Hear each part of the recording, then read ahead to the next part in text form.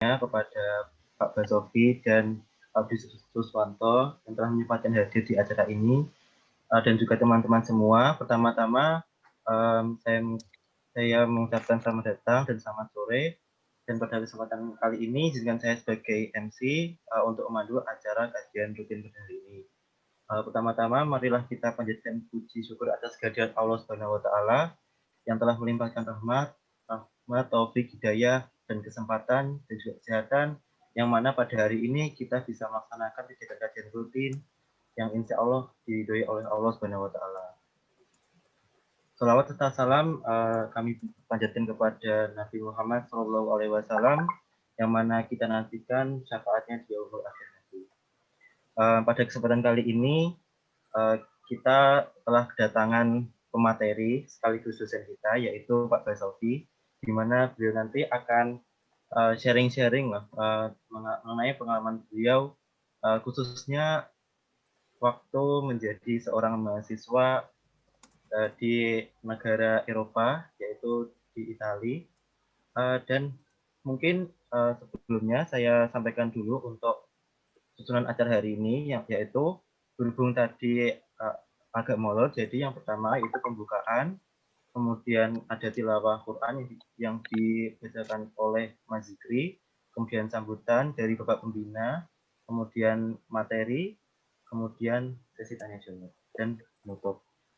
Kemudian setelah ini yaitu acaranya tilawah yang akan dibacakan oleh Mas Zikri. Waktu dan tempat kami persilahkan.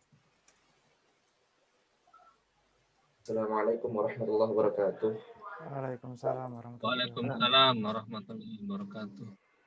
A'udzu billahi minasyaitonir rajim. Bismillahirrahmanirrahim. I'lamu annamal hayatud dunya la'ibun wa lahwun wa وزينة وتفاخر بينكم وتكاثر في الأموال والأولاد كمثل غيث أعجب الكفار نباته ثم يهيج فتراه مصفرا ثم يكون حطاما وفي الآخرة عذاب شديد ومغفرة من الله ورضوان وما الحياة الدنيا إلا متاع الغرور سابقوا إلى مغفرة من ربكم وجنة عرضها كعرض السماء والأرض أعدت للذين آمنوا بالله ورسله ذلك فضل الله يؤتيه من يشاء والله ذو الفضل العظيم ما أصاب من مصيبة في الأرض ولا في أنفسكم إلا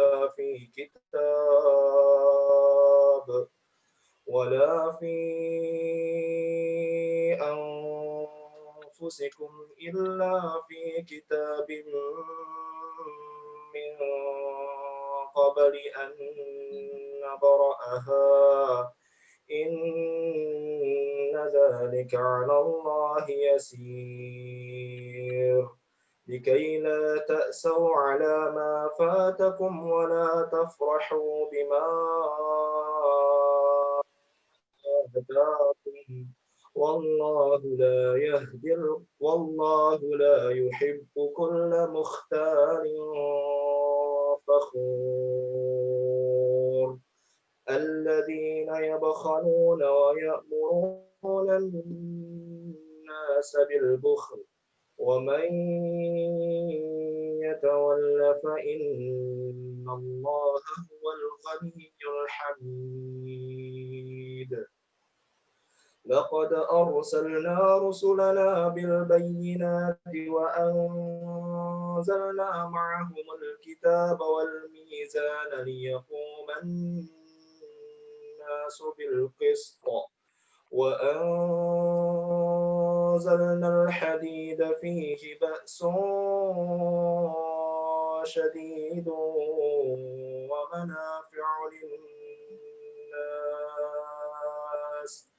ومنافع للناس وليعلم الله من ينصره ورسله بالغيب إن الله قوي عزيز صدق الله العظيم السلام عليكم ورحمة الله وبركاته. Waalaikumsalam warahmatullahi wabarakatuh. Acara selanjutnya yaitu berupa sambutan dari Bapak Pembina Al-Hadid. Waktu dan tempat kami persilakan kepada Bapak Bisiswanto. Baik, terima kasih. Assalamualaikum warahmatullahi wabarakatuh. Waalaikumsalam warahmatullahi wabarakatuh. Innal hamdalillah nahmaduhu wa nasta'inuhu wa nastaghfiruh wa na'udzu billahi min syururi anfusina wa min sayyiati a'malina may yahdihillahu fala mudhillalah wa may yudlil fala hadiyalah. Asyhadu an la ilaha illallah wahdahu la syarikalah wa asyhadu anna Muhammadan abduhu wa rasuluh. Alhamdulillah, pertama-tama marilah kita panjatkan puja dan puji syukur kehadirat Allah Subhanahu wa taala yang mana pada sore hari ini Allah Subhanahu wa taala masih beri kita kekuatan dan kesehatan sehingga bisa mengikuti kajian rutin Al-Hadid, yaitu sharing time pemuda inspiratif, yaitu menghadirkan Bapak Ahmad Basofi Habib ya, Pak Basofi. Dan juga pengalamannya yaitu kuliah di Milan, Italia ya, alhamdulillah. Dan juga semoga sholawat dan salam tetap tercurah pada junjungan kita Nabi besar Muhammad SAW, pada keluarganya, para sahabatnya, radhiyallahu majma'in, serta orang-orang yang berserah pada Allah dan Rasulnya hingga ke yaumil akhir.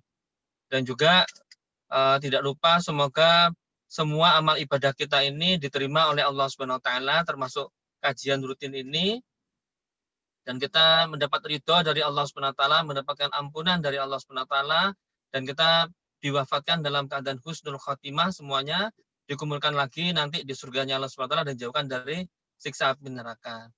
Alhamdulillah, terima kasih kepada Mas Fauzan dan Mas Alif dan juga yang hadir pada sore hari ini untuk mengikuti kajian rutin Al-Hadid, yaitu sharing time pemuda inspiratif, dan juga terima kasih kepada Pak Basofi yang sudah hadir. Saya juga kenal baik ya sama Pak Basofi, alhamdulillah sekarang sudah jadi dosen ya Pak Basofi ya. Semoga nanti bisa menjadi pelanjut saya lah ya, pembina Al-Hadid ya. Karena berikutnya ada Pak Chandra ya. Kemudian juga ada Pak Arif Rahman. Nah, nanti yang berikutnya itu adalah Pak Basofi ya. Amin ya. Pembina biasanya seumur hidup, Pak. Kemudian penting sekali Pak di luar negeri ya, Pak Sofi ya. Jadi nanti bisa sharing informasi bagaimana kuliah di sana, kemudian menjaga iman kita itu yang penting ya, ibadah kita, kemudian juga akhlak kita terhadap orang-orang yang mayoritas mungkin mereka adalah non-muslim ya.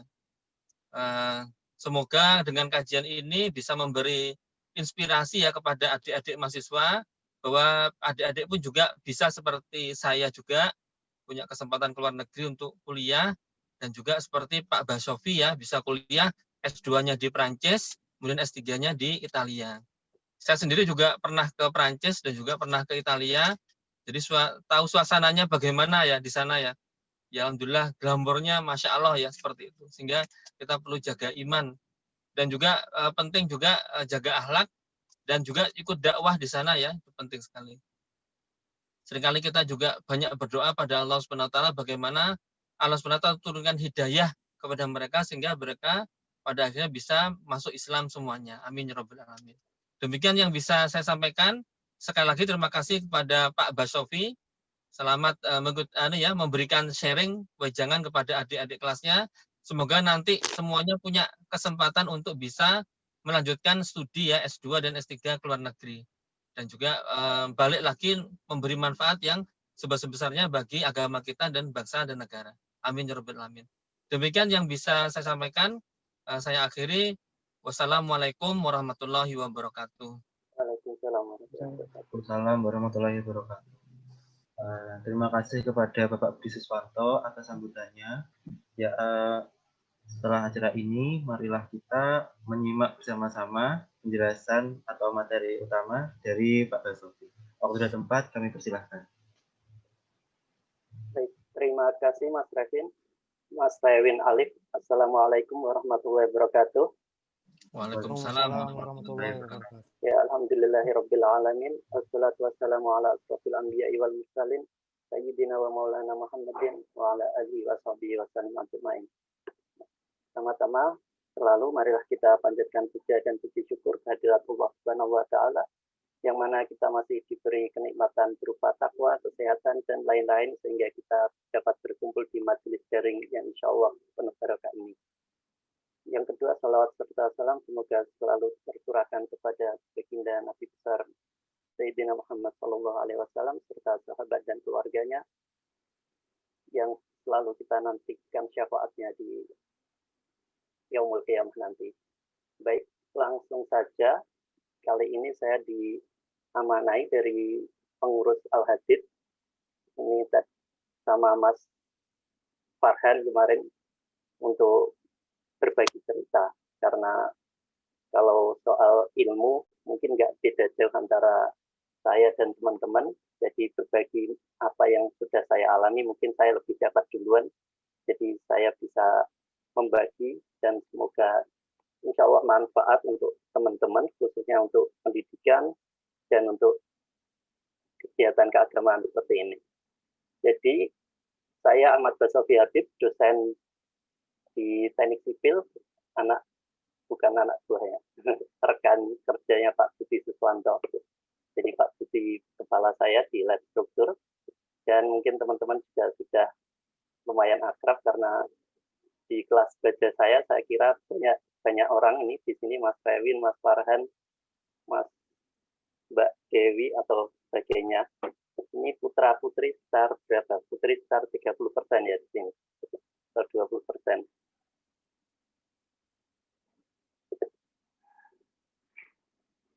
Baik, jadi dulu saya masuk di ITS itu tahun 2010 di jurusan Teknik Sipil. Sebelumnya dari kecil SD saya di Padangan, Bojonegoro. Ada yang dari Bojonegoro di sini? Belum ada. Kemudian setelah lulus SD saya di SMP Pesantren Ar-Rahmat. Saya kira banyak juga alumni dari pesantren saya di Teknik Sipil ini, Mas Ahsanul Balaya itu. Saya kira yang lain juga banyak. Di sini nggak ada ya dari alumni Ar-Rahmat Bojonegoro. Kemudian SMA saya sempat ke Darul Ulum Jombang di tahun pertama, kemudian tahun kedua, ketiganya di Bojonegoro. Kemudian saya lanjut S1 seperti biasa, seperti mahasiswa pada umumnya, nggak banyak yang mencolok dari saya. Ya mungkin ketika saya masuk semester 5-6, saya pasti mencari informasi beasiswa, sehingga saya waktu itu ambil fast track ITS, S2 ITS, dan di tengah-tengah S2 ambil double degree di ITS Prancis. Kalau sekarang masih mungkin nggak double degree di ITS biasanya sama NTUST atau di Prancis? Masih mungkin nggak dari kakak kelas 2 tahun ke atasnya? Masih ada nggak? Belum tahu atau? Belum tahu, Pak. Belum tahu. Yeah. Nah, jadi kalau S2 di Prancis itu bedanya gini sama di Indonesia. Di Indonesia kan untuk S2 kita mendaftar dari tahun pertama. Masuk tahun kedua nggak perlu daftar lagi kan, tinggal ambil Peresan. Kalau di Prancis tahun pertama daftar, tahun kedua daftar lagi sebagai mahasiswa baru tahun kedua. Jadi tahun pertama bisa di kampus A, tahun kedua bisa di kampus B, seperti itu. Jadi terserah. Ketika teman-teman udah bosen S2 di kampus A, cari kampus lain, masuk di kampus B di tahun keduanya. Mungkin ini yang di Indonesia sudah mulai dilakukan dengan adanya kampus merdeka tapi masih dalam tahap penggodokan konsep. Untuk S1 bisa pindah-pindah walau maksimal 1 semester. Jadi kalau di Prancis itu, waktu itu ketika lulus tahun pertama master di ITS ini, saya dikasih surat keterangan telah melakukan studi S2 tahun pertama. Jadi dengan surat itu saya bisa mendaftar di kampus manapun di Prancis. Jadi nggak ada MOU antara kampus ITS dan kampus di Prancis. Enaknya itu kalau di Prancis. Mungkin di NTUST juga bisa. Bedanya kalau di NTUST kayaknya ada MOU antara ITS sama di Taiwan, NTUST. Jadi tinggal mengikuti prosedur. Bedanya kalau di Prancis bedanya tadi bebas. Jadi teman-teman lulus S1, lulus S2 tahun pertama di sini bisa langsung daftar S2 tahun kedua di Prancis. Dan kesempatan diterimanya sangat besar karena kampusnya banyak sekali. Jadi mereka mungkin hanya lihat waktu itu kalau di Prancis memang bahasa Prancis syaratnya. Di sini kalau lesnya di IP. Jadi waktu itu dari 0 sampai level B2. Itu kira-kira program beasiswanya sekitar 5 bulan. Lesnya itu 5 hari 1 minggu, sehari 4 jam. Jadi ngalah-ngalahi kuliah. Senin sampai Sabtu. Jadi S1 saya bisa dibilang ambil 2 S1. Satu teknik sipil sama S1 bahasa Prancis. Saking padatnya waktu itu les tiap hari.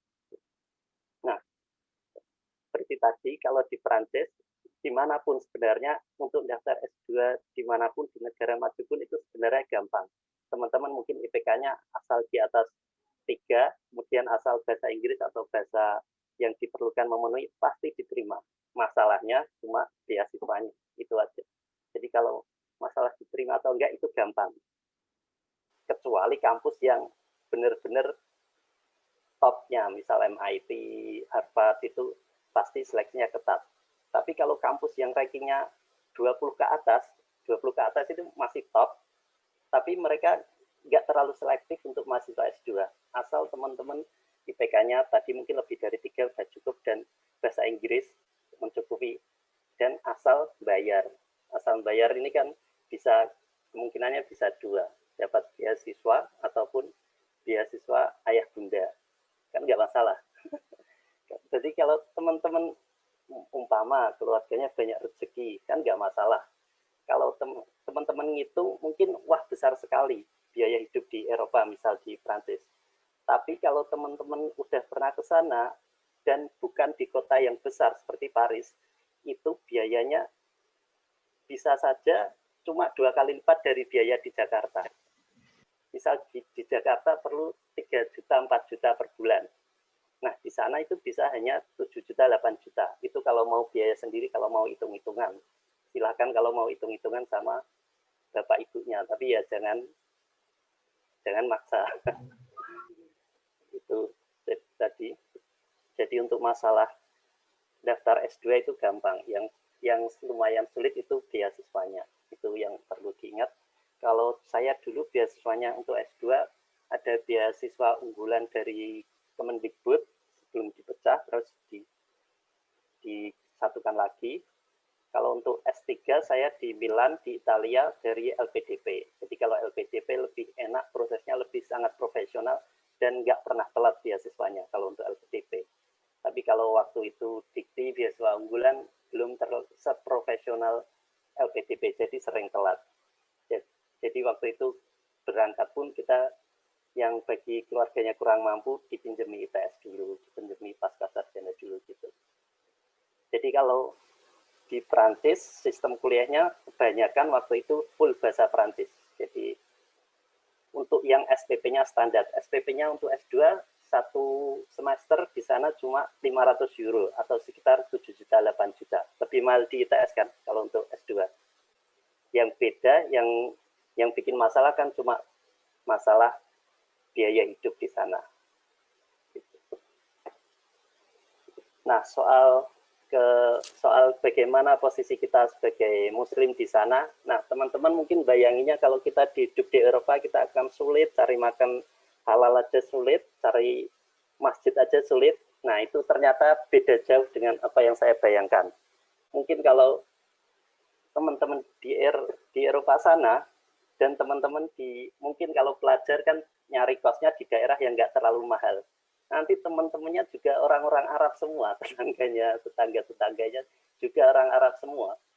Pasti gitu, karena mereka juga di sana kebanyakan adalah ekspatriat-ekspatriat yang cari kerja di Eropa. Dan biasanya mereka cari kerja di Eropa itu untuk apa? Untuk nabung, cari bekal untuk nikah.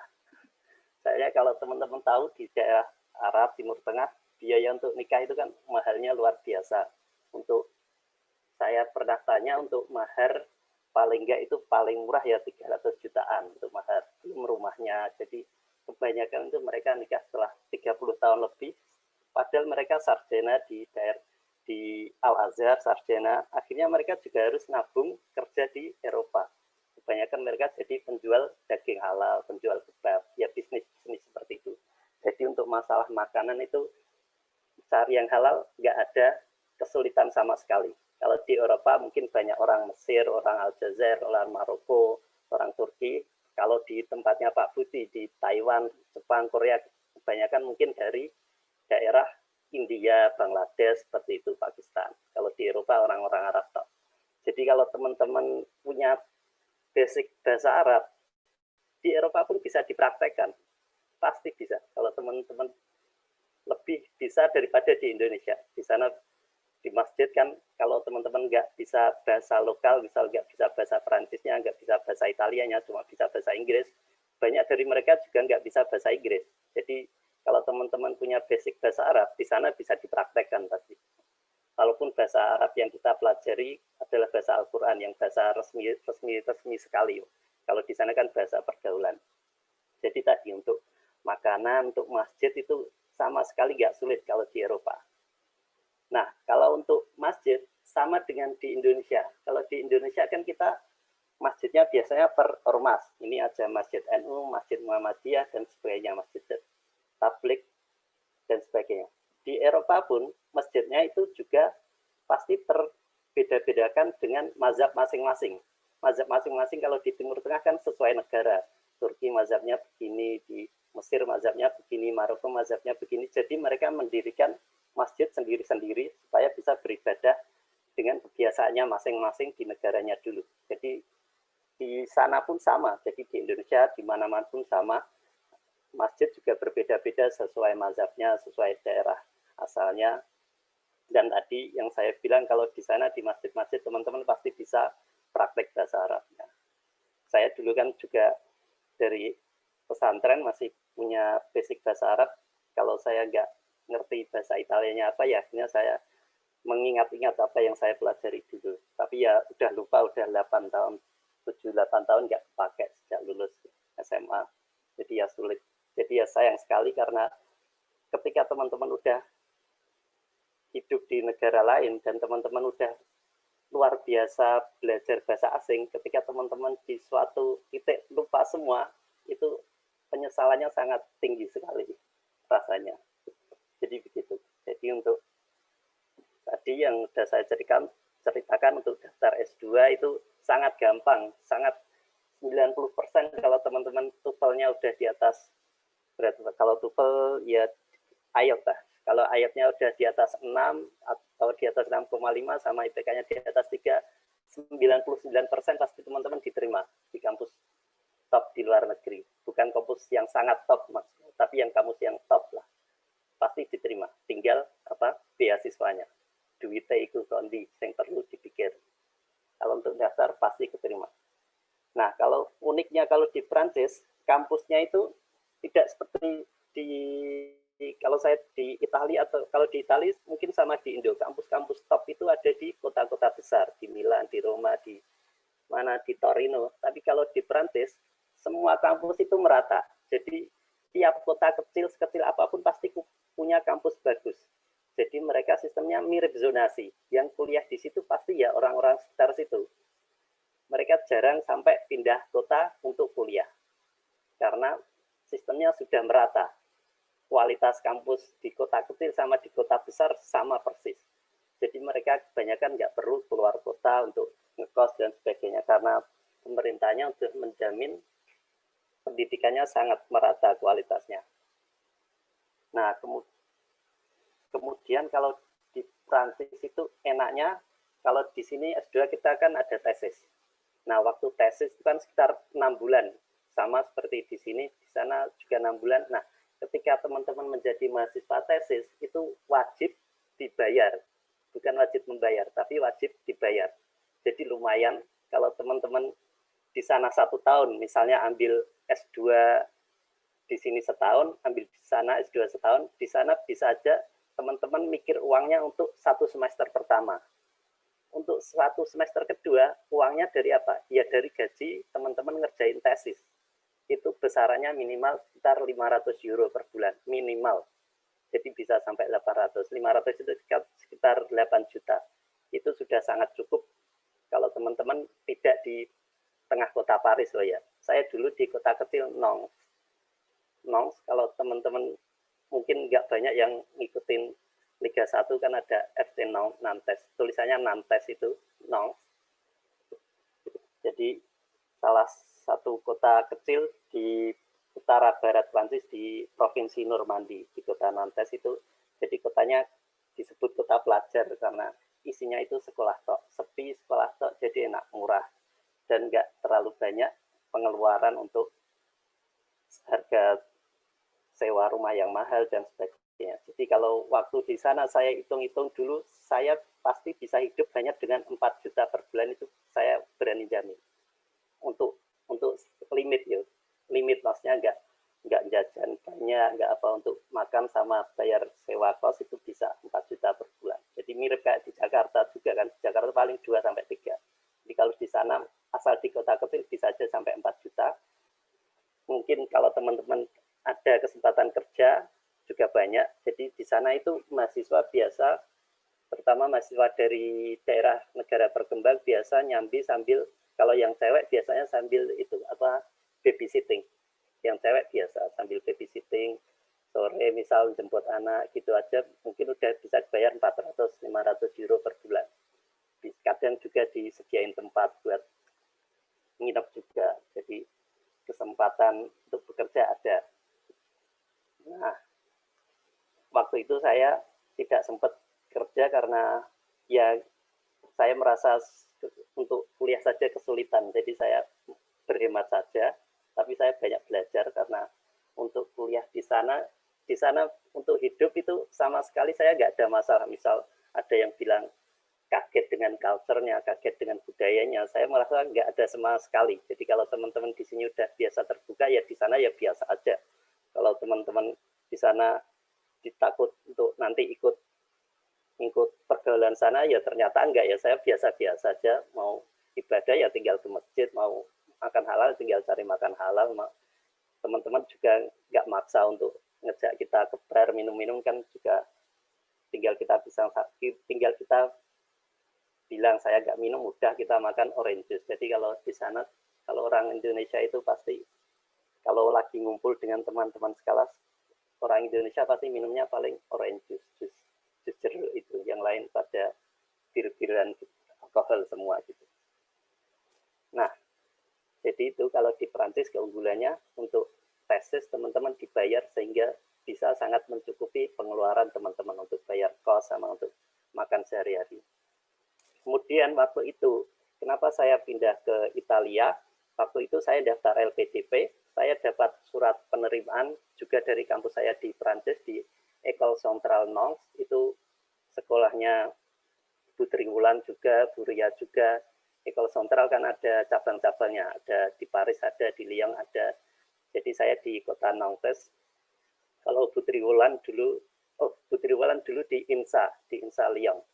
Yang di École Centrale itu Pak Edi Hidro sama Bu Ria Tanah itu juga di École Centrale. Waktu itu kenapa untuk S3 saya milih Italia, karena saya concern dengan topiknya.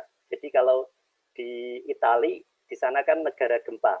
Jadi banyak riset S3 yang mempelajari tentang teknologi kegempaan. Sementara di Perancis kan nggak ada gempa.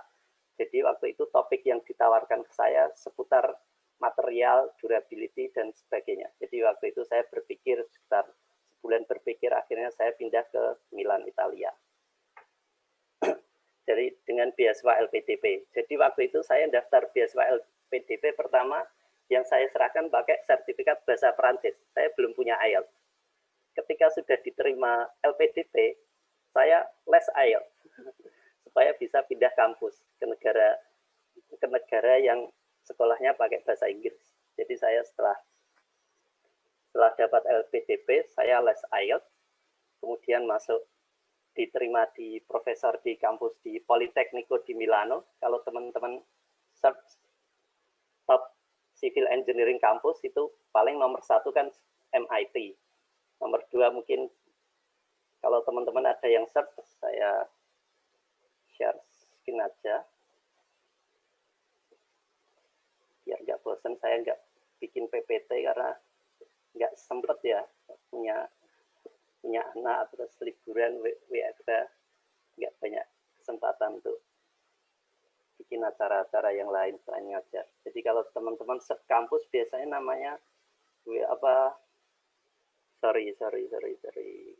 US ranking by subject. Teman-teman kan penting untuk melihat by subject, jangan hanya lihat kampusnya saja. Jadi yang subjeknya tertentu bisa dipilih lewat biasanya ini, LPDP lihatnya juga ini. Kalau LPDP biasanya 200 top atas bisa diakomodasi oleh LPDP. Jadi misal teman-teman cari ini subjeknya Engineering and Technology.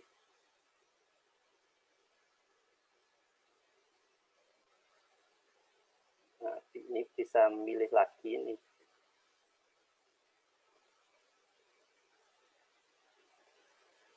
Misal kita di dunia sipil ya, engineering civil and structural.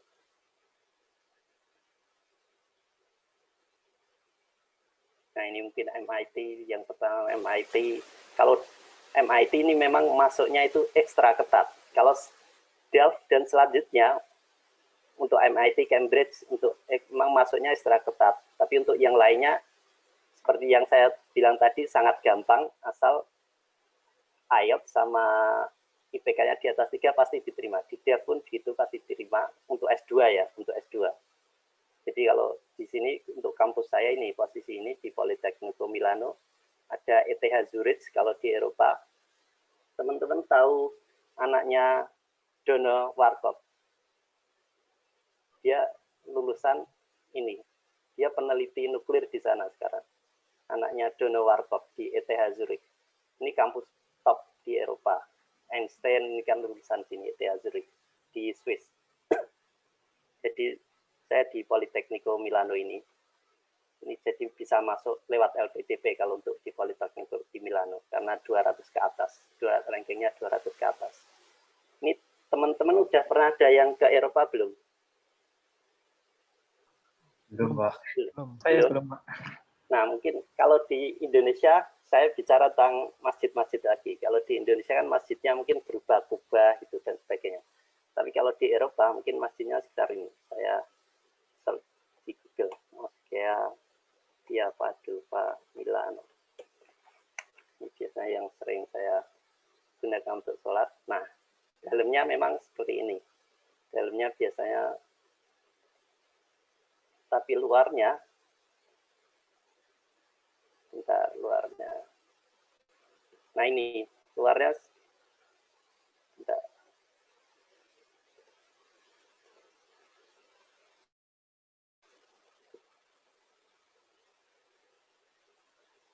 Nah, luarnya seperti ini.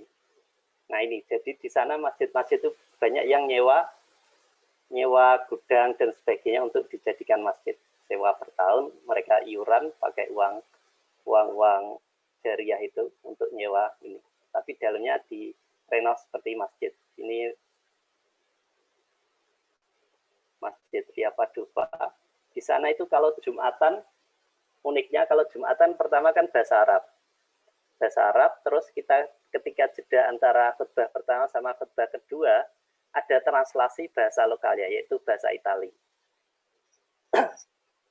Jadi kadang ada tanya jawab juga di tengah-tengah khutbah. Itu jarang-jarang kan kita lihat ada tanya jawab waktu khutbah. Saya juga sempat ketawa waktu dengar pertama. Nah, ini juga kalau di sana, kalau misalnya Idul Fitri, Idul Adha gitu, sering oleh pejabat-pejabat negara sering masuk-masuk masjid untuk memberikan semacam ya sambutan seperti tadi. Jadi ini contoh ketika sholat Jumat seperti ini. Nah bedanya kalau di sana kan, kalau sholat Jumat, kalau khutbah itu hampir teman-teman pasti nggak nemu yang tidur. Kalau khutbah hampir pasti yang tidur pasti orang Indonesia. Jadi mereka sangat seksama karena pembawaan orang Arab kalau khutbah kan sangat berapi-api. Kalau ngomong biasa pun sangat berapi-api, kayak ngejak berantem di jalan gitu.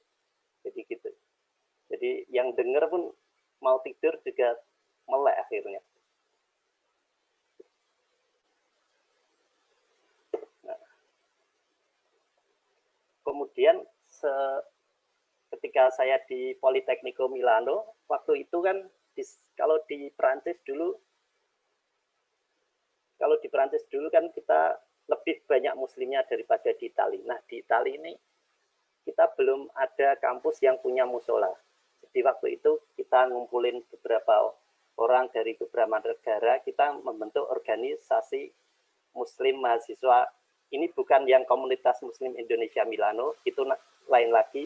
Kita membentuk asosiasi muslim di Politecnico Milano, jadi hanya mahasiswa. Nah, visi pertama kita adalah kita minta ruang untuk dijadikan sholat. Nah, tapi kan karena di sana kan negara sekuler. Negara sekuler kalau salah satu cirinya itu nggak boleh bikin ruangan atau gedung yang dengan simbol agama. Jadi nama musola kita itu harus relaxation room, dan harus bisa digunakan oleh semua agama. Tapi kan nggak masalah, siapa yang mau pakai relaxation room agama lain kan nggak ada yang pakai, harus masuk ruangan kan nggak perlu. Mereka kan cuma minggu untuk hari-hari besar dan sebagainya. Jadi yang pakai akhirnya kita. Jadi bentuknya adalah relaxation room. Itu pun ya cuma sekitar 5 kali 6 meter, kita bisa gunakan untuk Jumatan juga. Jadi untuk Jumatan gantian, saya kadang juga jadi khotib dan pengurus lainnya juga jadi khotib gantian. Tapi di sana kan cepet-cepetan karena ada kelas. Kelasnya kan mereka nggak peduli mau Jumatan atau enggak. Kalau ada kelas ya mereka harus cepet-cepetan balik. Jadi Jumatannya paling ya hanya formalitas saja, yang rukun-rukun disampaikan, yang sunah-sunah mungkin maksudnya nggak terlalu panjang khotbahnya. Dan Jumatan di sana, walaupun di masjid pun Jumatannya biasanya 3 kali kloter. Di Indonesia kan kita nggak boleh, kalau di mazhab Syafi'i yang kebanyakan di Indonesia nggak boleh dalam satu lokasi, kan nggak boleh sholat Jumat beberapa kali. Tapi di sana kan darurat, masjid nggak banyak dan orang-orang harus kerja pada hari Jumat. Jadi biasanya 3 kloter. Satu kloter mungkin jam 11 sampai jam 12. Satu kloter berikutnya jam 12 sampai jam 1, satu kloter berikutnya jam 1 sampai jam 3. Tapi biasanya yang ada khutbah panjangnya itu cuma yang pertama. Nah, yang bikin saya kaget, waktu itu kan saya di Prancis. Ini ngomongin semua di Eropa kira-kira sama. Waktu itu di Prancis kan jam zuhur sekitar jam 1.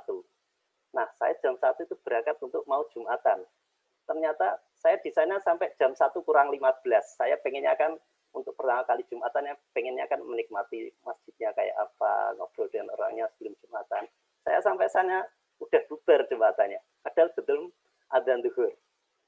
Jadi saya bingung kok bisa saya merenung di depan masjid, ini kok bisa jam saya salah atau gimana. Terus ada orang Turki yang datang menjelaskan kalau mereka Jumatan itu nggak bisa sesuai jam zuhur, tapi sesuai waktu istirahat jam kerja. Jadi mereka terpaksa melakukan seperti itu karena kalau dipaksa sampai jam duhur nggak ada yang bisa datang karena harus kerja di kantornya masing-masing waktu itu di Prancis. Jadi saya kepikiran terus, kemudian saya tanya, memang ada pendapat yang sangat tidak populer kalau kita Jumatan bisa mengikuti waktu seperti waktu sholat id, jadi sekitar waktu duha seperti atau sebelum duha itu seperti itu. Tapi memang hanya digunakan untuk daerah-daerah yang memang tidak ada akses untuk sholat Jumat. Dan untuk Isya sama. Isya itu kadang kalau teman-teman pas musim panas, jadi kalau pas puasa, teman saya di Prancis itu sahur bisa aja jam 2. Jam 2 karena jam 2:15 sudah subuh. Tapi maghribnya bisa aja jam 10 malam. Jadi seperti itu. Itu maghrib. Jadi maghrib jam 10 malam, teman-teman makan, tidur, Isya, terawih, tiba-tiba udah harus puasa lagi. Jadi kan pusing ini. Tidurnya kapan, makannya kapan, itu kan akhirnya sering pusing karena masalah tidur. Bukan masalah kurang makannya, karena makan kita kan bisa dirapel lah malam semalam sekali langsung banyak.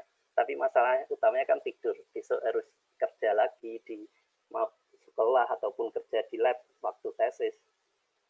Nah, jadi kalau teman-teman Isya di sana yang jamaah di masjid, bisa aja Isyanya yang seharusnya jam 12:30 malam digeser jam 11 malam. Padahal baru maghrib. Nah, ketika saya tanya, dan setiap mau maghrib mereka menjelaskan, tolong waktu sholat maghrib niatnya dijamak sholat Isya. Supaya kita bisa sholat Isya jam 11, bukan jam 12:30.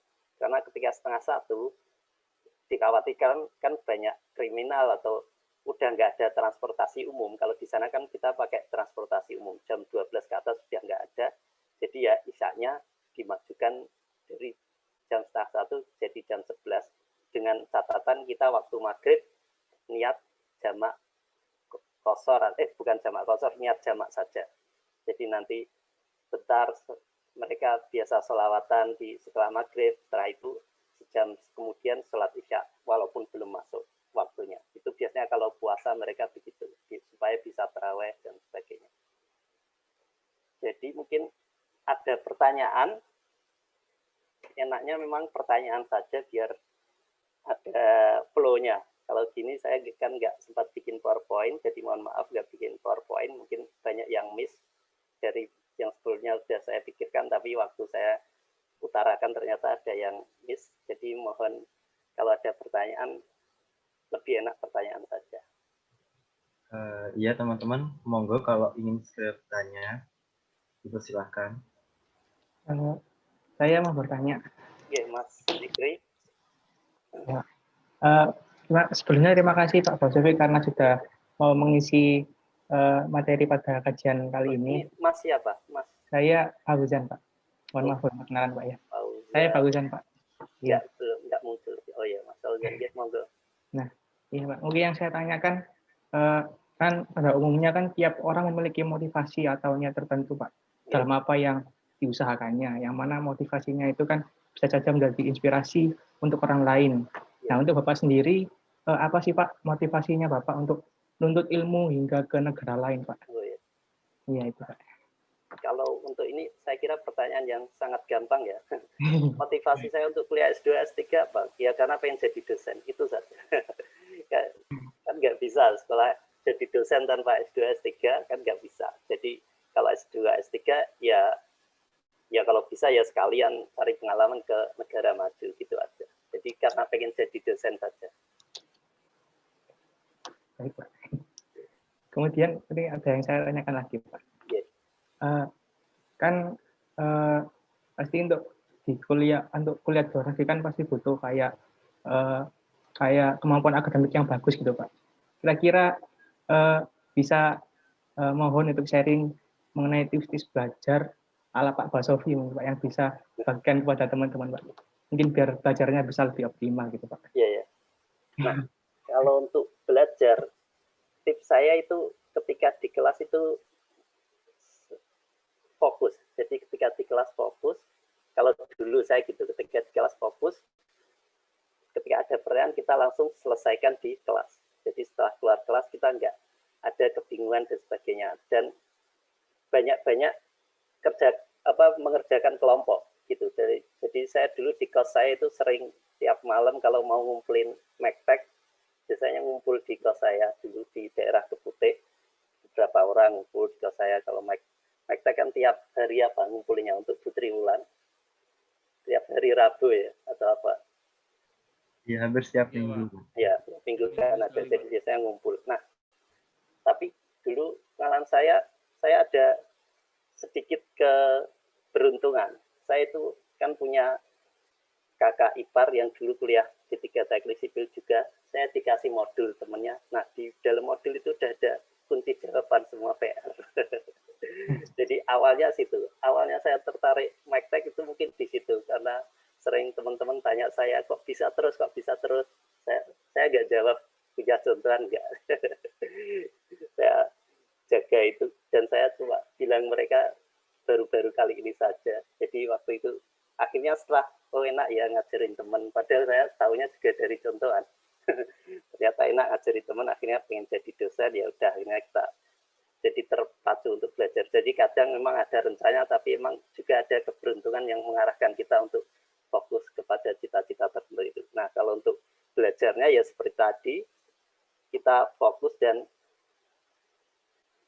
memang umpama gini, kalau teman-teman waktu S2 mau menjelang S2, teman-teman ya persiapan. Waktu itu saya sekitar semester 5-6 itu udah mulai les bahasa Inggris, karena waktu itu bahasa Inggris saya hampir tidak bisa diandalkan lah untuk lulus. Dulu juga lulus TOEFL saya belum memenuhi syarat, sampai tengah kuliah saya tes TOEFL belum memenuhi syarat, jadi saya ambil les, ya terpaksa ambil les. Kalau bisa belajar sendiri kan lebih efisien, ambil les IELTS sebentar, setelah itu belajar sendiri. Jadi kalau untuk tips saya gitu, ambil les sebentar, saya cari kisi-kisinya gimana, trik-triknya gimana, setelah itu belajar sendiri. Kalau teman belajar sendiri juga pasti bisa cari teman yang biasa les atau biasa tes IELTS, terus cari triknya. Biasanya mujarab juga untuk meningkatkan bahasa internasional kita. Kalau untuk yang tentang materi kuliah, kan untuk sebenarnya teman-teman nggak perlu sepaneng. Untuk IPK 3 itu kan nggak terlalu sulit, toh. Benar nggak? Kalau cuma niatnya untuk lanjut S2, IPK 3 itu sudah cukup. Jadi nggak terlalu sepaneng, tapi ya kalau bisa ya bagus supaya bisa untuk S3. Kalau S3 biasanya profesornya lihat benar nilai-nilainya. Kalau dari awal udah klasifikasinya udah tinggi, ya kemungkinan besar direkrut. Jadi bedanya S2 sama S3 waktu pendaftaran gini. Kalau S2 teman-teman daftarnya lewat sistem kampusnya. Lewat sistem, nanti sistemnya menyortir siapa yang IELTS-nya cukup, yang nilainya cukup, mungkin di atas 3, menyortir sendiri. Tapi kalau untuk S3, kalau untuk tadi yang untuk S2, tapi kalau untuk S3, daftarnya itu personal ke profesornya, bukan lewat web kampus, tapi personal ke profesornya, lewat email. Lewat email, setelah pendekatan ke profesornya, baru kita dikasih tiket sama profesornya untuk daftar lewat kampus. Jadi bedanya gitu antara S2 sama S3. Kalau syarat untuk S2 saja, IPK 3 itu sudah aman untuk itu. Tapi kan kalau teman-teman di Indonesia, IPK 3 itu kan banyak. Nah, karena mereka mikirnya IPK 3 itu sudah tinggi. Di sana itu nilainya kan ngepres. Jadi di sana itu dulu 20, nilai A itu 20 di sana. Jadi nilai yang lulus dengan nilai 11, 12 itu banyak rata-rata lah. Kalau di Indonesia kan lulus itu rata-rata ya 3,4, 3,3 rata-ratanya mungkin seperti itu. Kalau di sana 11, 12 itu udah bagus. Jadi kalau teman-teman IPK-nya di atas 3, di Eropa itu udah dianggap pinter, teman-teman. Walaupun kelihatannya di sini di Indonesia. Jadi gitu. Tapi kalau teman-teman motivasinya biar sampai bisa S3, ya teman-teman maksimalkan nilainya. Karena bagaimanapun kalau teman-teman di dunia riset, kemampuan akademiknya pasti akan disoroti sama profesornya. Jadi seperti tadi, kalau untuk S3 daftarnya via email, via personal ke profesornya. Cara cari profesornya bisa, pertama bisa random dari Google, scholar.google. Misalnya gini, kalau teman saya share screen, cara cari profil bisa jadi, ini udah ke-share ya? Masih proses, Pak. Oh ya, sekarang? Sudah. Nah, bisa lewat scholar.google. Teman-teman di sini bisa cari topik atau researchgate.net.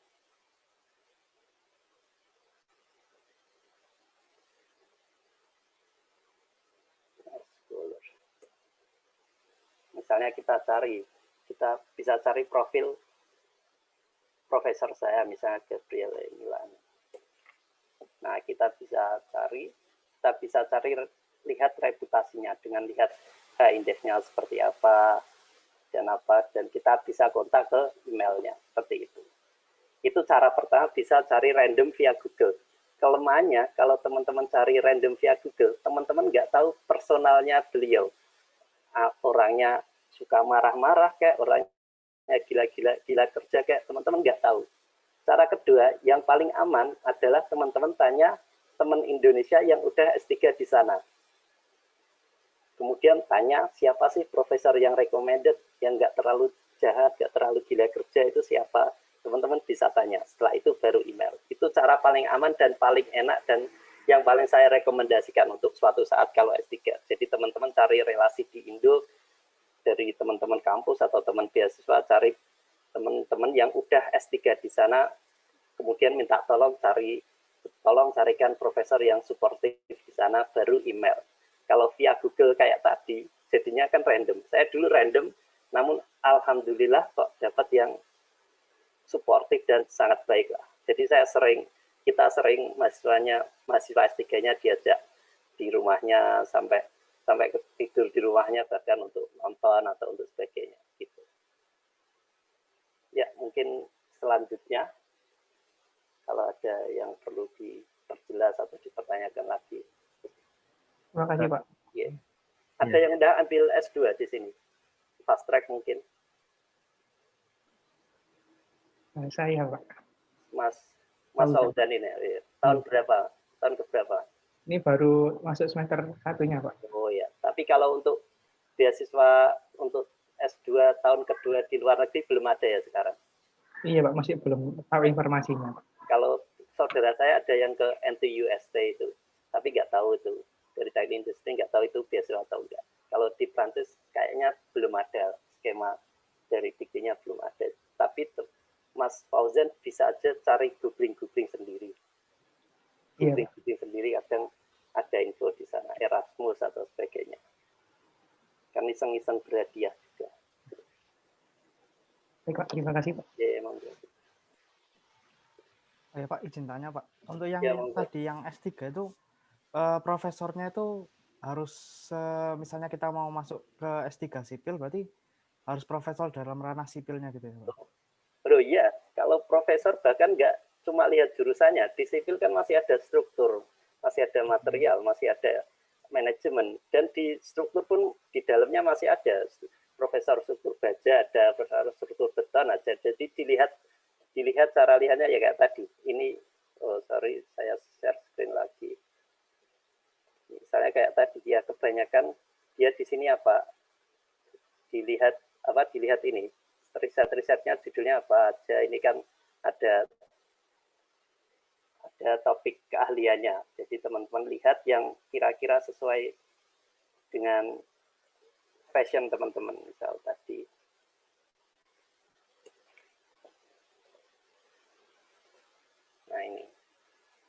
Nah ini kan ada skill, expertise-nya apa, terus lihat judul-judulnya seperti apa. Gitu. Nah kalau saya itu kasusnya, saya di profesor saya itu nggak cuma profesor tadi, tapi juga ayahnya profesor saya ngikut ngajar saya. Soalnya profesor ayah saya kan bidang struktur. Nah, ayahnya bidang karet. Jadi ayahnya diikutkan tim riset kami. Ayahnya udah pensiun, udah tua. Kalau jalan udah harus dituntun.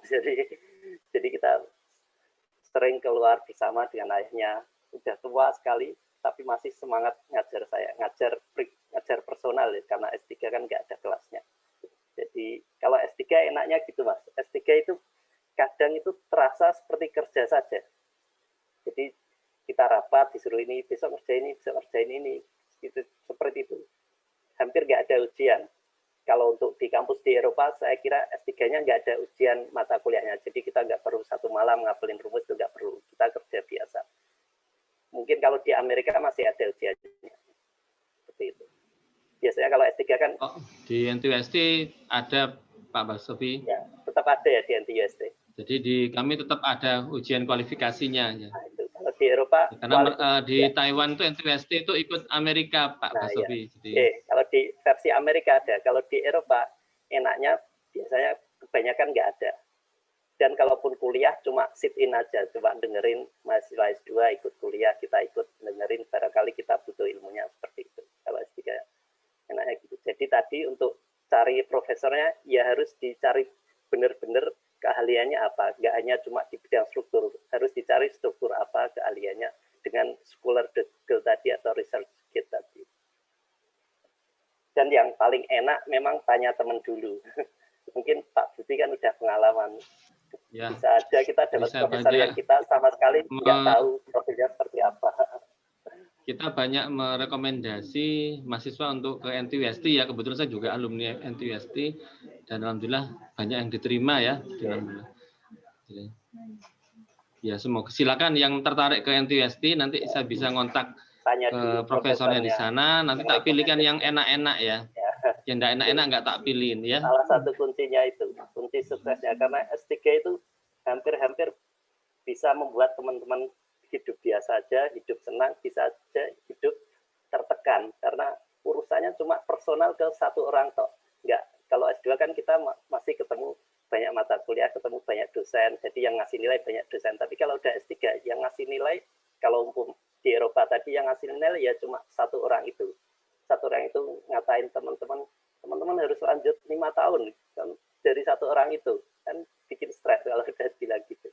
Jadi dari awal kalau bisa cari yang direkomendasi sama temennya atau prof dosennya di tes ini, nanti tanya yang direkomendasi siapa gitu. Untuk googling random, email random saya agak rekomendasikan. Mungkin saya beruntung dapat yang baik, tapi teman saya ada yang sampai putus, udah masuk tahun ketiga, kemudian putus sekolah, kan kasihan karena nggak cocok sama profesornya, nggak cocok secara personal ya. Utamanya yang putri. Kalau teman-teman di Eropa, di negara bebas sana kan bisa aja banyak profesor yang nakal-nakal seperti itu. Mungkin membuat nggak nyaman. Kalau putra kan masih mending, kita masih maklum. Kalau putri kan teman-teman jadi nggak nyaman dan sebagainya, jadi harus hati-hati. Dan mungkin untuk kalau yang putra, mungkin kalau yang cowok mungkin kuliah di mana aja mungkin bebas ya, yang entah kotanya sepi nggak ada mahasiswa Indonesia sama sekali nggak masalah. Tapi kalau yang cewek harus saya rekomendasikan cari kota yang sudah banyak mahasiswa Indonesia-nya, kalau minta tolong bisa gampang dan sebagainya. Kalau cowok kan terserah, mau di sana cuma satu orang mahasiswa Indo kan nggak ada yang nanyain juga paling. Masih bisa survive. Ya, kalau di Taiwan kan banyak, jadi aman lah pasti kalau di Taiwan di sana. Di Taiwan tidak hanya mahasiswanya yang banyak, Pak Basofi, tapi TKI dan TKW-nya juga banyak. Iya, ada 120.000 ya tenaga kerja Indonesia di sana ya. Jadi kalau misal kita ke jalan-jalan ke Taipei ya, di kotanya, ibu kotanya ya, di taman-taman tuh pakai bahasa Jawa jadi karena banyak. Iya Pak, kalau di Italia itu bahkan misalnya kan banyak orang Filipina, tenaga kerja Filipina banyak kan, wajahnya mirip sama kita orang Indonesia. Mereka itu suka ngawur ngejak orang Indonesia ngomong bahasa Tagalog gitu. Kita orang Indonesia. Jadi pernah waktu itu saya di tram, di kereta bawah tanah. Kalau di Eropa di sana kan pakai kereta bawah tanah. Saya mau badminton waktu itu kemudian ada anak muda Filipina, mereka iuran sesuatu, narik duit ke teman-temannya. Kita juga dimintai, kita bukan rombongan mereka. Jadi gitu. Jadi bisa aja teman-teman di Amsterdam misal, bisa aja teman-teman setiap hari ngomong bahasa Jawa. Karena misal di kelas ada 10 orang Indonesia, bisa aja. Dan yang lebih enak lagi, teman-teman cari profesor Indonesia yang ngajar di luar negeri. Itu ada, misal Pak Beni Suryanto ya Pak Budi. Ya, betul Pak Beni.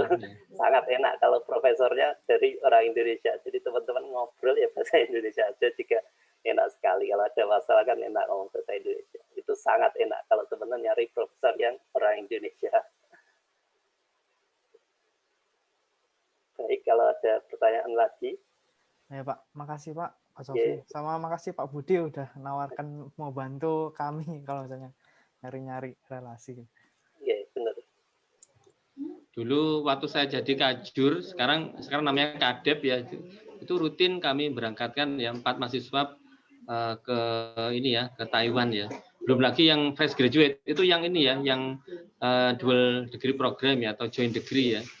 Jadi tiap tahun mesti selama 4 tahun ya kita ngirim terus MTWST dan berbeasiswa semua ya. Jadi dapat 2 gelar. Di sini dapat MT karena S2 ya, di sana dapat MSc ya, seperti itu. Ya, semoga beberapa yang lalu juga saya rekomendasi 10 orang ya, 10-10-nya alhamdulillah keterima ya. Jadi ya memang bagus-bagus lah yang saya rekomendasi ya. Ada yang lanjut S3 juga ya alhamdulillah. Ya kalau Bismillah saya ya, semoga ya silakan. Kalau saya lihat teman-teman yang S3 di sana itu akhirnya profesornya banyak yang suka researcher atau mahasiswa S3 dari Indo. Jadi mereka banyak yang maunya cuma mahasiswa dari Indo. Di Korea Selatan, di Jepang, di Taiwan, mereka cumanya mau mahasiswa dari Indo. Kan di sana kebanyakan paling mahasiswa dari Indonesia sama dari India, Pakistan, Bangladesh, seperti itu. Jadi yang terkenalnya orang Indonesia itu manut, nggak banyak komplain. Sementara kalau teman-teman punya teman orang India, Bangladesh, dan sebagainya, mereka banyak tanya. Banyak komplain. Jadi banyak tanya repoti profesornya. Jadi profesornya males gitu karena mereka tanya terus ya. Ya, kalau orang Indonesia kalau kita kan enggak, kalau kita tahu ya kita kerjakan sendiri. Kalau kita enggak tahu baru bertanya, tapi itu seperlunya saja ya. Jadi banyak di Jerman pun juga banyak yang profesornya cuma mau mahasiswa dari Indonesia, di Belanda juga. Jadi teman-teman cari relasi teman yang udah di sana enak gitu. Oh ya Pak, makasih Pak. Oh ya Pak, terus sama yang tadi kan pertanyaannya yang alasan Bapak lanjutnya S2, S3 kan ya untuk pengen jadi dosen ya Pak. Iya. Nah, apakah ada alasan khusus Pak kayak kenapa harus sampai ke luar negeri? Kan ITS kan juga ada sampai S3 juga. Kan? Ya sebenarnya nggak ada alasan khusus sih Mas. Ya cuma ada kesempatan ya saya coba. Kalau nggak ada kesempatan ya saya di S2. Saya nyantai aja, ada jalan ya saya coba gitu. Jadi kalaupun teman-teman S2 di ITS, kemudian S3 keluar negeri ya nggak masalah. S3 di profesor di sana pasti nggak melihat kampus teman-teman waktu S2-nya. Mereka cuma lihat nilainya. Kebanyakan mereka nggak peduli ini kampus terkenal atau enggak, tapi lihat nilainya terus diajak Skype lah, diajak Skype nyambung, ya itu biasanya gitu. Jadi nggak masalah mau di Indonesia maupun di luar negeri nggak masalah, tapi kalau ada kesempatan ke negara maju ya dicoba aja, kenapa tidak gitu aja. Ya kecuali ada alasan lain, misal nemani orang tua ya, kalau bisa ya nemani gitu, seperti itu. Tapi waktu itu karena saya anak terakhir kan ya bebas, nggak mikirin biaya adik, jadi kebetulan saya nggak punya tanggungan, jadi ya pengen berkelana dulu lah, istilahnya gitu. Ya Pak, terima kasih Pak jawabannya. Ya, kalau saya lebih banyak membangun networking ya. Jadi kebetulan saya S1-nya ITS, S2-nya ITB Bandung, S3-nya di NTUST Taiwan ya. Nah, ya pengalaman saya juga banyak ya. Jadi artinya ketika kita bertemu dengan dosen-dosen ITB, kita ada kerjasama, ada apa itu gampang ya, nyambung ya. Demikian juga yang dengan teman-teman NTUST mau datang, mau kuliah tamu, mau rekrutmen itu gampang sekali ya karena kita kenal ya. Nah itu kelebihannya di situ ya. Sehingga banyak dosen-dosen setelah saya ya, saya sama Pak Data berangkatnya. Setelah saya juga ada Pak Trijoko, kemudian ada Pak Harun ya. Itu yang berangkat, Pak Khairi yang dari D3 ya. Jadi alumni sana semua ya. Itu banyak anunya ya, karena termasuk mahasiswanya juga sama ya, banyak. Di situ pentingnya. Jadi kalau kita mau S1, S2, S3 di ITS ya boleh saja, tapi kita networking-nya jadi kurang ya. Saya kira itu ya, jadi ada hikmahnya lah.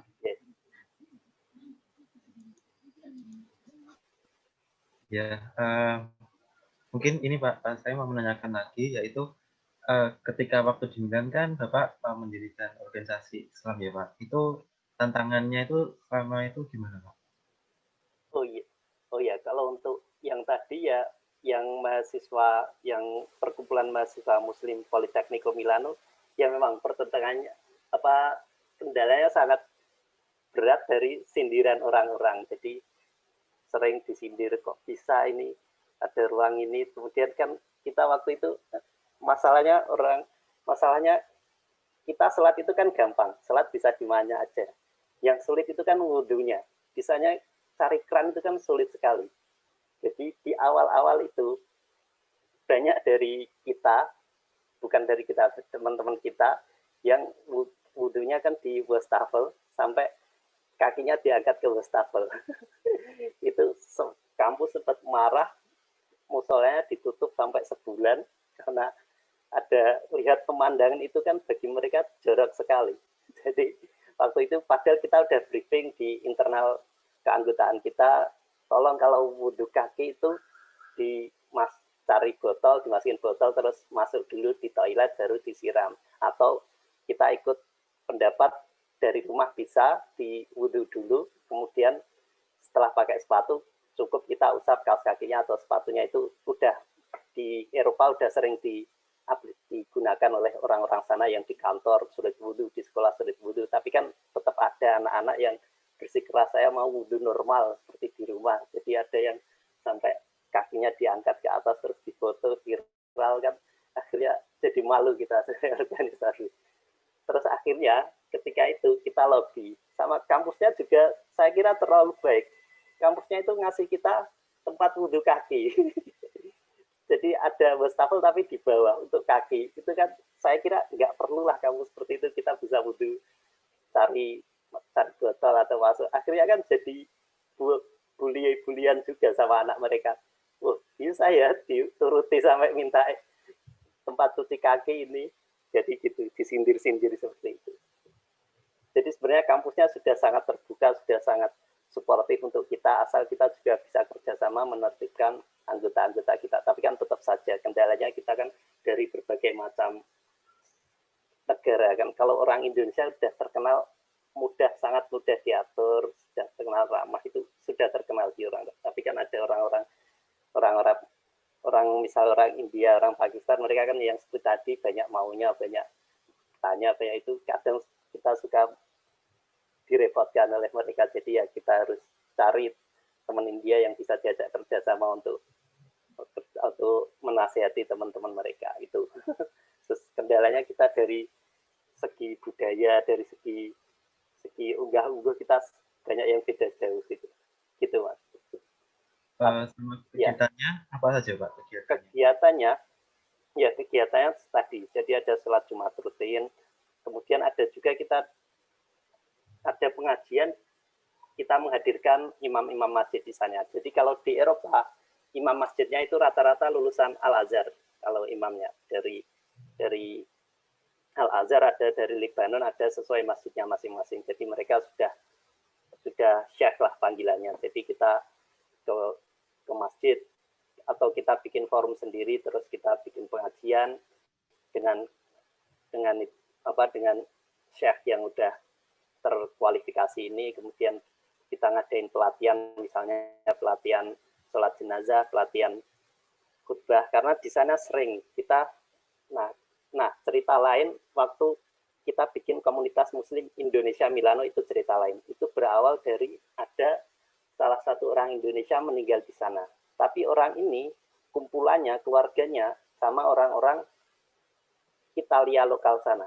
Jadi waktu meninggal nggak ada keluarga Indonesia yang ngurus mereka si yang meninggal ini. Nah, yang meninggal ini diurus oleh teman-teman Italianya di gereja. Jadi prosesinya di gereja. Padahal dia di Indonesia Muslim, tapi di sana kan ikut mereka akhirnya diprosesi di gereja. Nah, waktu itu bapak-bapak Indonesia itu sadar, wah kita harus buat organisasi untuk komunitas Muslim Indonesia Milano. Jadi ini nggak cuma mahasiswa, tapi juga warga sana. Kan nggak banyak seperti di Taiwan kan udah mungkin pengalamannya udah mengakar kuat gimana cara ngurus jenazah itu. Kalau di Italia kan banyaknya orang Indonesia kan baru-baru ini aja, jadi hanya sekitar 1000 itu sangat dikit, jadi nggak pengalaman sehingga kita bikin komunitas itu.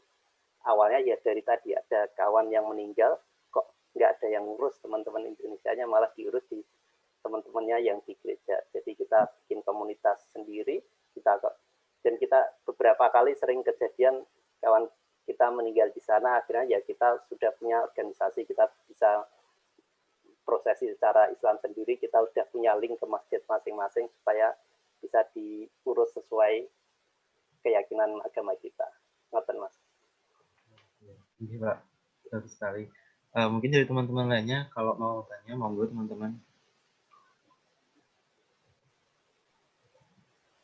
Ya, Pak, Mungkin saya Mas mau Ariel tanya, dulu. Pak. Ya Mas Dikri. Ya, perkenalkan saya Dikri dari angkatan 2017, Pak. Ya.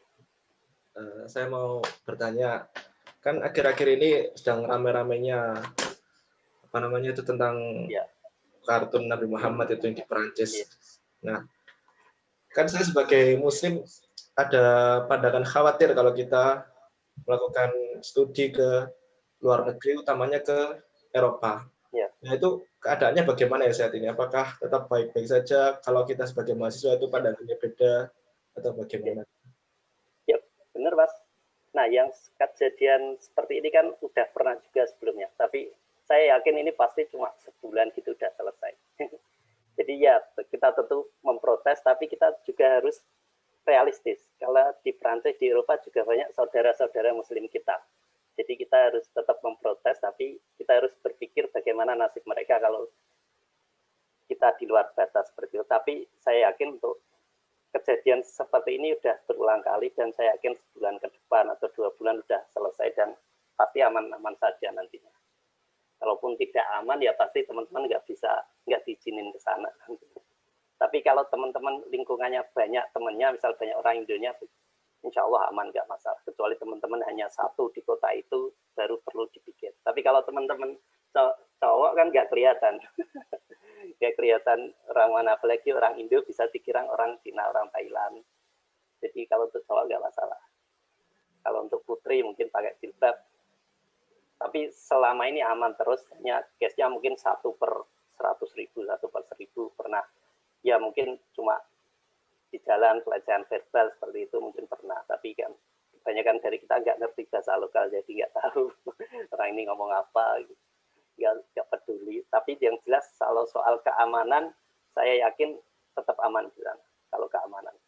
Kalau untuk kekerasan verbal memang sering terjadi, kita ya Allah itu di jalan mungkin sering, tapi kalau untuk mereka sampai fisik, itu hukumannya berat bagi mereka kalau sampai fisik. Gitu Mas, saya kira. Ya. Terima kasih Pak. Ya. Ya Pak Basofi, ini ada pertanyaan dari Mas Ifarel lewat chat Zoom. Saya bacakan. Assalamualaikum Mbak Basofi, mohon maaf saya bertanya lewat chat karena kondisinya agak ramai di sini. Saya mau tanya Pak, kalau S3 di luar negeri disambil bekerja di konsultan atau kontraktor, apa bisa nggih Pak? Dari segi waktu apakah cukup berat atau ada pengaturan waktunya sendiri? Tips-tipsnya Pak. Terima kasih.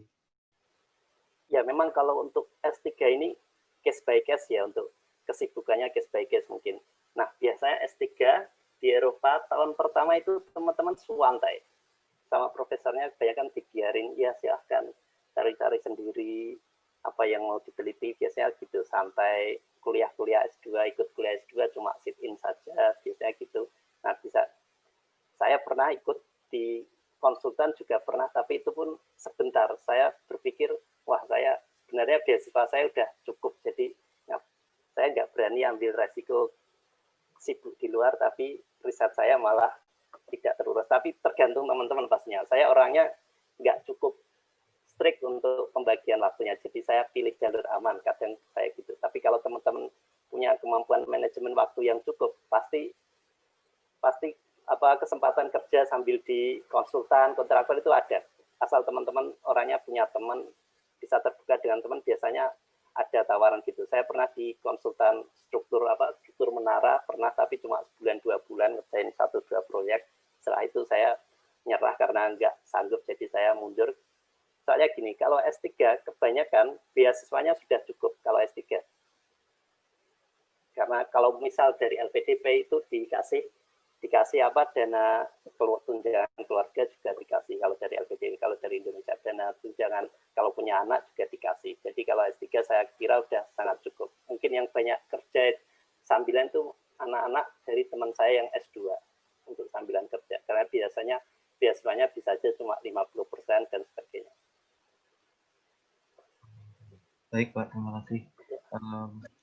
Ya mungkin masukan ya buat Mas Ifarel ya. Jadi kalau saran saya memang iming-imingnya bisa ya kalau kita kerja apakah di konsultan atau di kontraktor itu memang menghasilkan uang ya. Tapi biasanya kita jadi tidak terkontrol karena dikejar target ya. Saran saya tadi itu ya lebih baik seperti Pak Basofi ya. Lebih baik nanti aja lah saya lulus dulu. Kalau sudah lulus baru kerja ya seperti itu. Karena kalau biasanya cukup ya seperti saya waktu di Taiwan sama ya. Jadi beasiswa saya itu 15.000 NT ya. Itu mungkin kalau sekarang sekitar 6 jutaan lah per bulannya ya. Jadi sudah sangat cukup. Sehingga saya tidak mau ngelirik-ngelirik dengan kerja, dengan ini, dengan itu juga. Fokus untuk segera lulus dan segera pulang ke Indonesia ya seperti itu. Ya, tapi kalau kebetulan saya juga sudah dosen ya. Kalau belum dosen ya silakan lulus dulu nanti kerja jadi kontraktor konsultan di negara tersebut ya di Eropa terutama. Itu Mas Ifarel.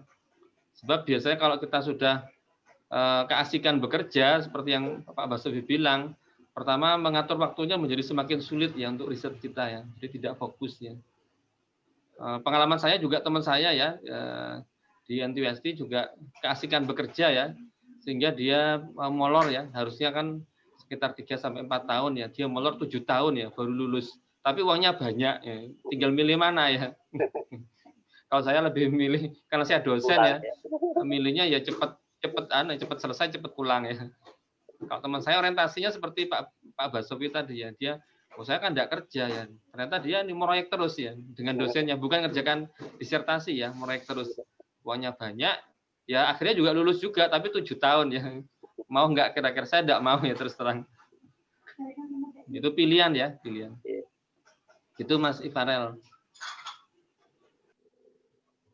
Karena gajinya besar ya, kalau di kita kan baru kerja kan sekitar berapa ya, mungkin dikasih 4 juta, 5 juta sudah seneng ya. Kalau di sana dikasih 20 juta ya, saudara milih mana?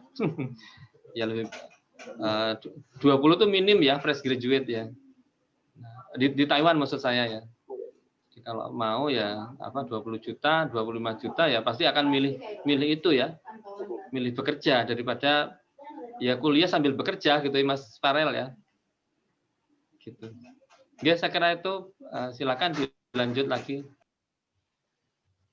Terkait satu lagi ya yang mau tertarik ke Taiwan, di Taiwan tuh orangnya sama ya, sekuler ya. Jadi karena American minded ya. Kamu mau sholat, mau apa, pokoknya jangan ganggu saya ya, enggak ada masalah ya. Jadi silakan ya. Jadi kami juga minta mushola sama ya. Musola plus minta ada wudhunya langsung begitu Pak, supaya wudhunya tidak di wastafel kaki naik ke atas ya. Jadi langsung diberi ya. Jadi ada musola, minta kantin halal food karena kita tahu ya di Taiwan, Cina ya banyak babinya. Semua campur babi, mohon maaf ya. Mau sop ya campur babi, mau gorengan ya minyak babi ya, jadi semua berbau babi. Jadi kita minta halal food dikasih ya. Jadi ada kantin halal food, ada 2. Memang ada kantin vegetarian ya, tapi kita juga bosen lama-lama ya vegetarian ya. Jadi akhirnya ada kantin halal food ya, daging tapi daging halal ya. Kemudian masalah seperti tadi ya, jadi masalah agama mereka tidak terlalu tidak terlalu mementingkan ya, tidak resek lah istilahnya. Jadi kami mau sholat, mau jumatan, mau tidak ada masalah silakan ya. Asal jangan ganggu privasi saya ya, seperti itu. Kata kuncinya di sini. Saya kira gitu Mas. Saya komentar Mas Alif ya, silakan Mas Alif. Terima kasih Pak Budi atas tambahannya dan Pak Sofi atas jawabannya. Monggo teman-teman lainnya untuk yang ingin bertanya.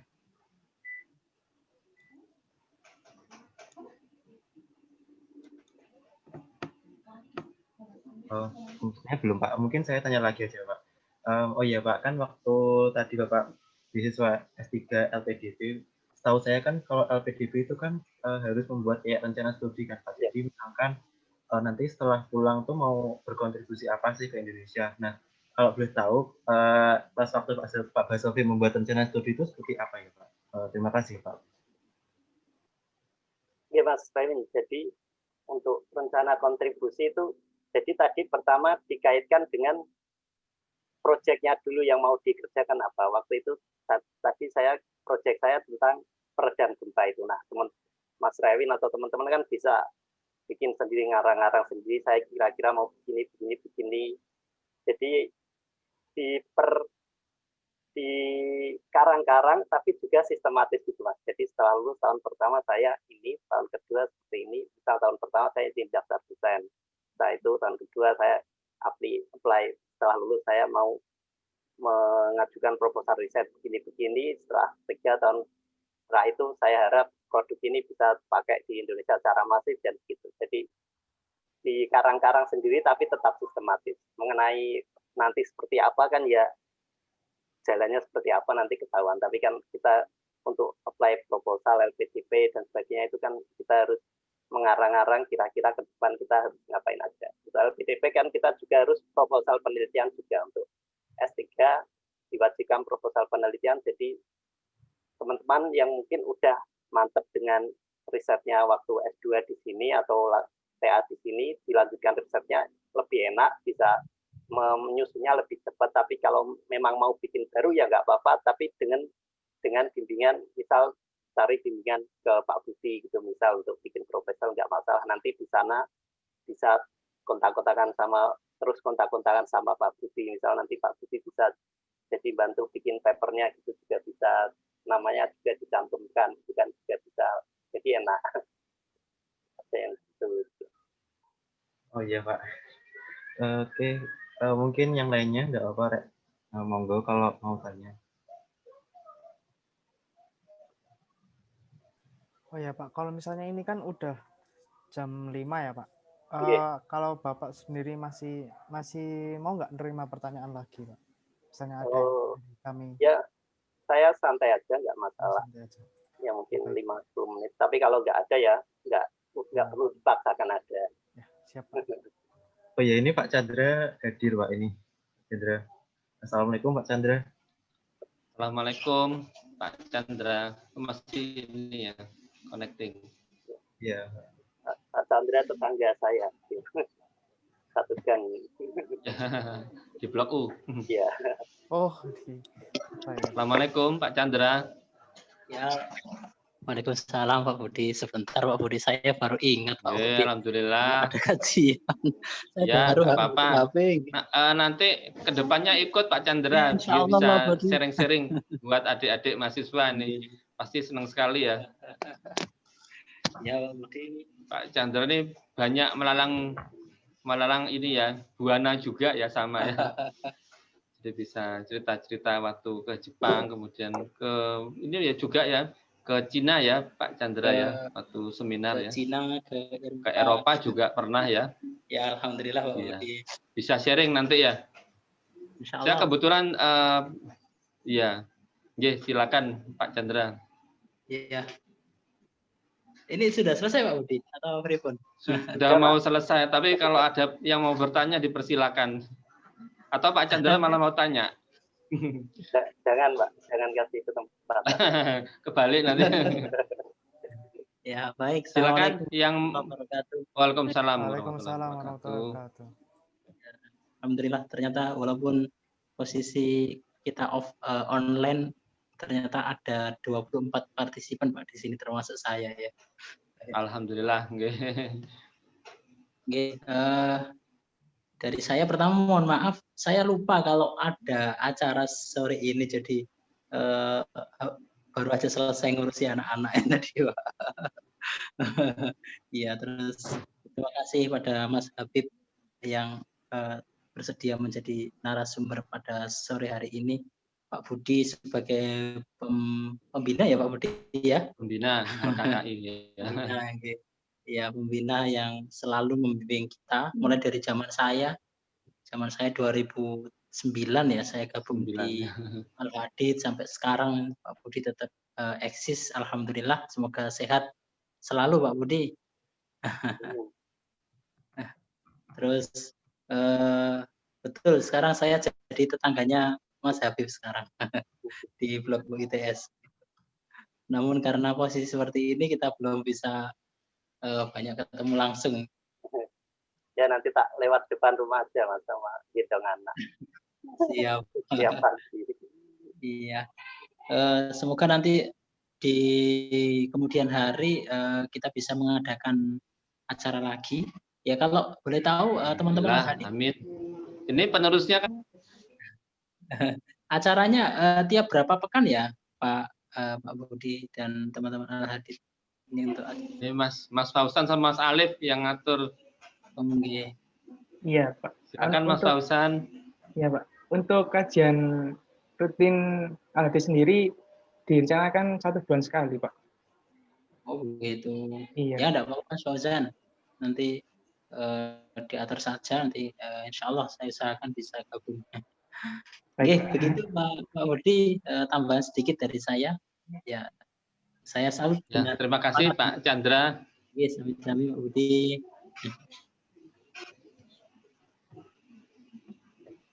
Monggo, silakan dilanjut yang ingin bertanya. Monggo teman-teman. Mungkin yang cewek tadi belum ada yang tanya ya. Ya, silakan. Yang Ahwat mau tanya silakan.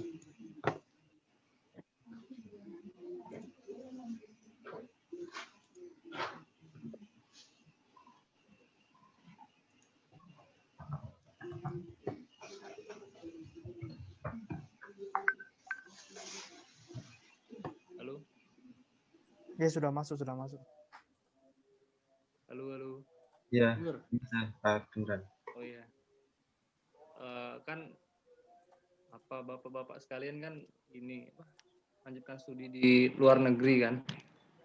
Mungkin bisa ngasih apa namanya? Situs pernah mendatangi situs-situs sejarah Islam mungkin Pak di Eropa atau di mana gitu Pak. Mungkin bisa sharing gitu Pak. Ya Mas. Monggo Mas Sofi. Ya. Nah, kalau situs Islam mungkin yang di Eropa kan yang terkenal yang di itu Cordoba ya. Nah, saya waktu itu mau ke sana tapi udah keterak corona duluan. Jadi mending pulang ke Indo. Ternyata nggak balik ke sana lagi. Sampai saya 7 bulan terakhir itu di Indo, sidang di Indo dan sebagainya di Indo. Jadi saya sidang nggak perlu pakai setelan jas sama celana, cuma celana pendek sama jas sudah cukup sidangnya. Nah, jadi waktu itu saya nggak ke Cordoba, tapi saya sempat ke Hungaria. Di Hungaria itu ada salah satu makam prajurit Turki Utsmani. Jadi namanya Gulbaba, itu dipercaya sebagai prajurit Turki Utsmani kan. Hungaria Turki kan tinggal nyebrang. Nah itu saya sempat ke sana, itu tempatnya memencil. Saya cari infonya pun nggak ada di map tulis, nggak ada, jadi terpencil. Saya masuk perumahan-perumahan, terus masuk bukit. Kemudian ternyata di sana ada bangunan seperti ini. Kalau saya share screen, juga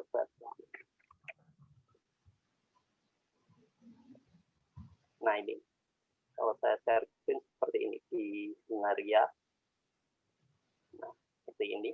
Ya saya ke sana, talil sebentar, karena di sana juga di dokumen Turki Utsmani sudah tertulis kalau dia dari Panglima waktu ekspansi ke ke Eropa sekitar tahun 1500 ini. Jadi di sini ini tempatnya sangat terpencil, jadi nggak ada orang tahu. Mungkin orang Indonesia pun cuma saya yang pernah ke sana, karena saya tanya-tanya teman nggak ada yang tahu. Jadi seperti ini. Jadi saya kesempatannya cuma pergi ke sini. Nah, kalau di Italia sebenarnya situs Islam itu ada di Sisilia.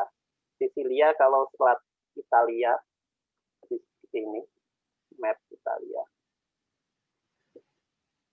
Di pulau ini pulau yang selatan ini kan terkenal sebagai Pulau Mafia sekarang.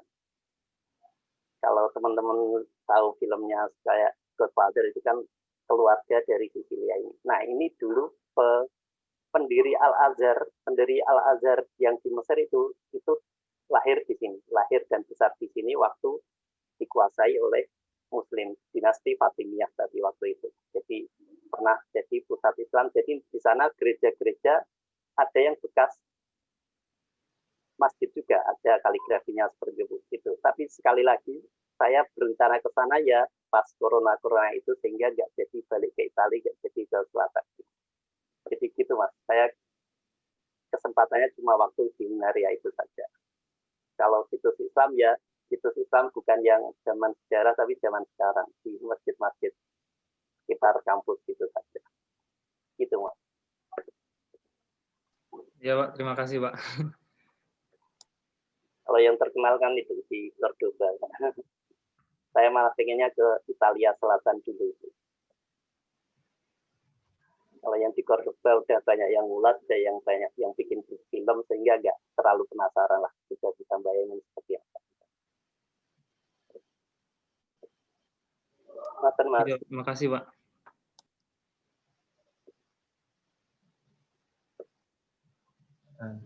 Iya, terima kasih Pak Basafi atas jawabannya. Ini berhubung waktunya sudah pukul 5 lebih Pak, mungkin bisa dicukupkan. Sebelumnya saya mohon maaf pada teman-teman, mungkin kalau ada pertanyaan yang mau ditanyakan tapi karena waktunya tidak mencukupi, mohon maaf.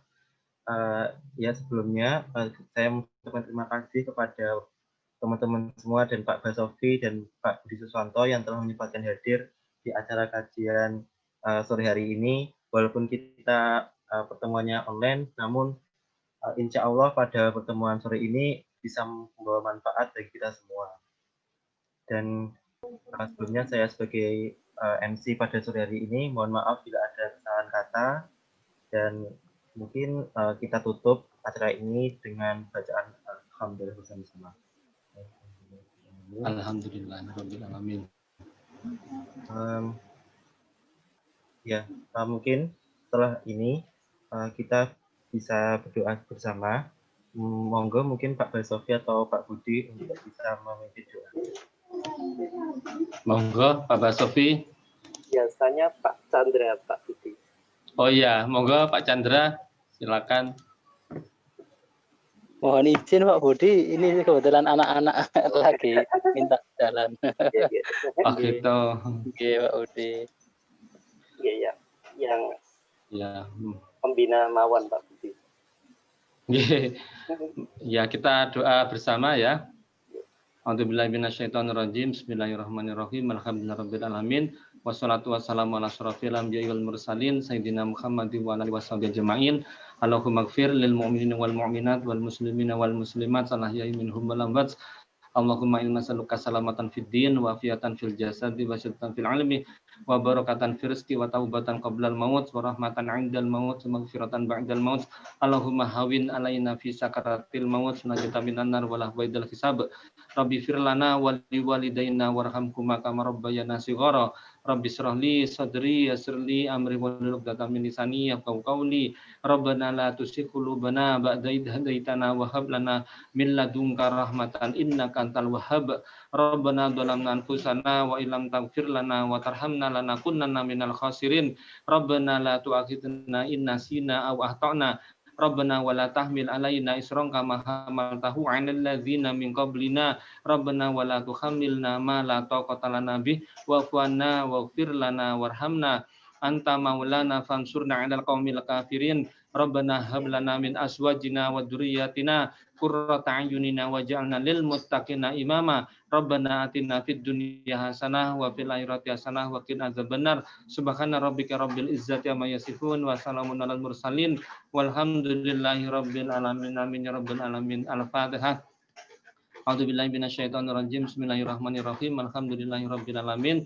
Arrahmanirrahim. Maliki yaumiddin. Iyyaka na'budu wa iyyaka nasta'in. Ihdinas siratal mustaqim. Siratal ladzina an'amta 'alaihim ghairil maghdubi 'alaihim waladdallin. Amin. Kita tutup dengan doa kafaratul majelis, penutup majelis. Subhanakallahumma wa bihamdika asyhadu an la ilaha illa anta astaghfiruka wa atubu ilaik. Maksudnya Engkau ya Allah, dengan memujimu aku bersaksi bahwa tidak Tuhan melainkan Engkau. Aku memohon pengampunanmu dan bertobat kepadamu. Amin ya rabbal alamin. Alhamdulillah. Assalamualaikum warahmatullahi wabarakatuh. Waalaikumsalam. Monggo saya kembalikan kepada Mas Alif. Terima kasih kepada Pak Budi atas doanya tadi. Alhamdulillah teman-teman, kita sudah berada di penghujung acara. Semoga acara hari ini bisa bermanfaat bagi kita semua dan bisa berlanjut untuk kajian berikutnya. Terima kasih kepada kehadirannya atas Pak Basofi dan Pak Budi Suswanto, dan tak lupa juga pada Pak Chandra yang tadi menyempatkan hadir walaupun di sela-sela kesibukannya, dan juga pada semua teman-teman, rekan-rekan semua yang telah menyempatkan waktunya untuk hadir di acara kajian pada sore hari ini. Saya sebagai MC mohon maaf sebesarnya. Wabillahi taufiq wal hidayah. Wassalamualaikum warahmatullahi wabarakatuh. Waalaikumsalam warahmatullahi wabarakatuh. Terima kasih Pak Basofi. Assalamualaikum warahmatullahi wabarakatuh. Makasih. Ya, makasih Pak Basofi, Pak Chandra semuanya. Makasih Pak Chandra. Nggih. Pak Budi, makasih Pak Budi. Halo Pak Budi. Nggih, sami-sami. Nuwun. Nggih, sami-sami nggih. Nuwun.